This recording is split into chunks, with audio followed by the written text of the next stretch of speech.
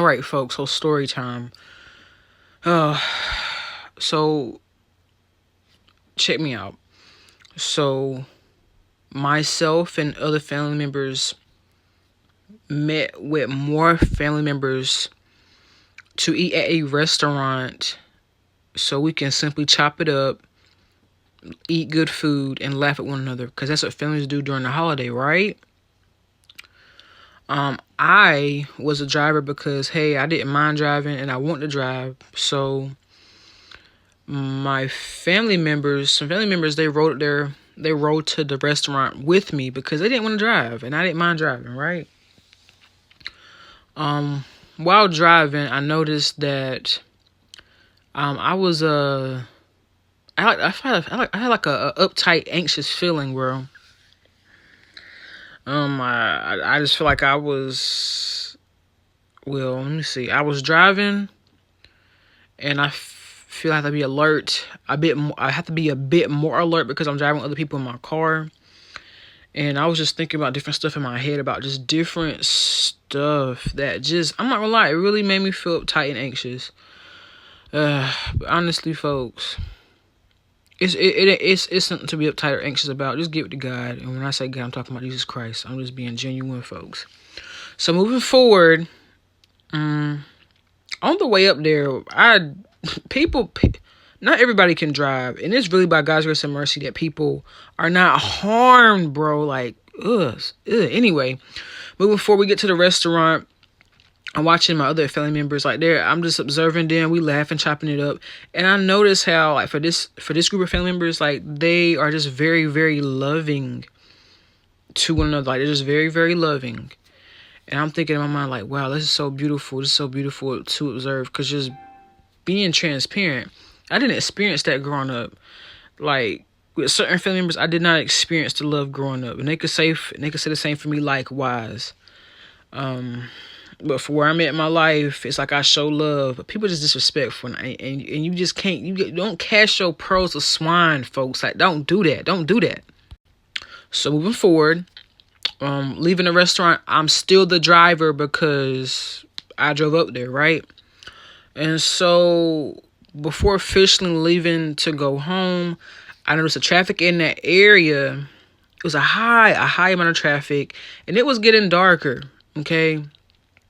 Myself and another family member, we went to go to a retail location to just look at their clothing items, right? On the way there, I'm driving, obviously, and I see how the left turn signal lights, it's pointing green. And so for where I'm looking, I'm like, dang, I gotta make a left up here. That was an odd placement for where they put those left turn signal signs. But in summary, the location for where the left turn signal lights were at, you had to drive up further in order to make your left turn. I didn't know that. And so I hit my brakes trying to make my turn. And so that causes the car behind me to hit its horn on me because I obviously freaked them out. And I apologize unto them, you Honda Civic driver. And obviously that made the passengers in my car feel uneasy. I think I apologized to them.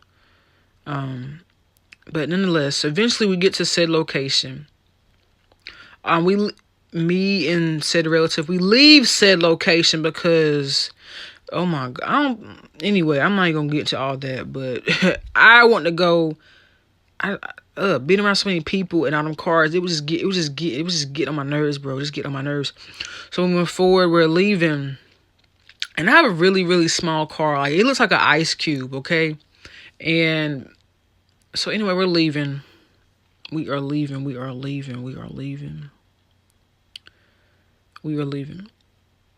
And so as we are leaving, I hit the roundabout. I hit the roundabout. And I break off, I want to say that third exit of the roundabout, and I'm about to make a right turn. Lord, help me get this out. As I'm about to make this right turn, I did not come to a full, complete stop yet because I'm trying to make the most of the space I have, so I'm trying to make the most that I have. I'm trying to creep up to make the most of the space that I have, so I can see the most. I can see the most. If I inch up further, I can see more. That's basically what I did. And so, if doing that, the passenger in the back seat behind me, bro, just starts cursing me out. He just starts cursing me out, saying I'm trying to hurt him, how he gotta protect himself, this, that, and the third, bro. And I want to say this further. During the whole time as I'm driving them, said passengers, as I mentioned earlier, I already felt kind of uptight and anxious. They were making me feel more uptight and anxious as I was driving, due to different things that they would say. They would just their remarks. I wasn't trying to hear that. I wasn't trying to hear that. Oh my God. Like, people like, bro, oh my God. Look, oh my gosh. Let the driver drive. If the driver needs help, him or her, they will let you know. But quit trying to give directions. You don't even know what you're saying. Like, I had a whole relative telling me to go this way when it's not what the flipping GPS said. That crap is disgusting. Just shut up and be a passenger, bro. But nonetheless, back to this part of the story. As I'm inching up to see more, the passenger behind me curses me out. And honey, I cuss him back out. Because you've been doing this the whole time. Your smart, snide remarks. Shut up. I really wish I'd cuss right now. Just shut up. So, honey, as he cussed me out and did all that in a third, and after I done cussed him out and said all my heart desired, right? I was in my head talking to Christ. I said, sir, I'm not doing this with this man no more. I'm not doing my life with this man no more. And here's why. To my recollection, for part of our adulthood, very disrespectful. He's only humble and nice when he wants something from someone. And at times, I'm that someone. And me trying to be a good Christian, let me just help this relative out, because he does need it at this time. He does need. Let me help him out. However, I'm like, God, I'm not going to help him if he keeps disrespecting me. I don't enjoy him, point blank, period. I'm tolerating him. I'm being kind and cordial and respectful, because that's what you should do to humans, even when you don't care for them, right? But after he cussed me out, after I cussed him back out, I said, I'm not doing my life with this man no more. I'm not. And it reminded me of Deion Sanders leaving JSU for Colorado. Do you really think people are going to stick around after you call them everything but a child of God, literally? You just give them the worst. Do you think anybody's going to stick around with you when you treat them like dog-ish? Do you really believe that? And let me just be very clear. This situation is not a matter of forgiveness. Though he cussed me out and though I cussed him back out, I'm not upset with him. He felt how he felt. I'm going to let him have that. It's just simply a pattern of behavior that I don't want to do no more. I don't want to do this more. This is my life. I'm really, when they say protecting your peace, oh yes. And I'm doing just that.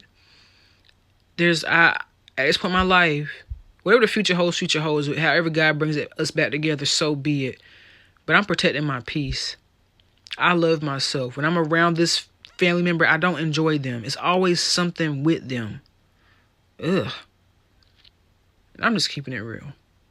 Y'all, as I edit this video, my point still stands. And I'm speaking from experience. Leave people alone that always cause problems. It's always something with them. Leave them folks alone. Leave them alone. In my case further, and I'm positive in some of y'all cases as well, it's like you try to reconcile, you try to be the bigger person and this, that, and the third, but honey, no. Recognize when a problem is a problem and leave that problem alone. Do not allow anyone to gaslight you.